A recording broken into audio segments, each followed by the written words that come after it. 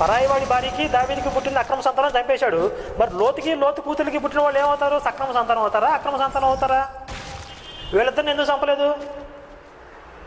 వీళ్ళు మోయిబీయులకి అమ్మోనీయులకి మూల పురుషులు పైగా వాళ్ళిద్దరు చక్కగా ఆశీర్వదించాడు, మంచి జనాంగంగా తయారయ్యారు.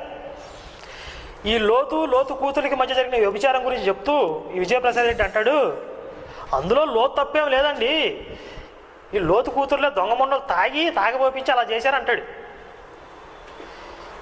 నాకు తెలియని విషయం ఏంటంటే, ఎంత తాగబోస్తే మాత్రం, ఎంత మత్తులో ఉంటే మాత్రం అసలు ఈయన ఏమాత్రం ఈయన వైపు నుంచి స్పందన లేకుండానే సంభోగం జరిగిపోయిందా? ఆ మాత్రం స్పృహ లేకుండానే అంతా జరిగిపోయిందా?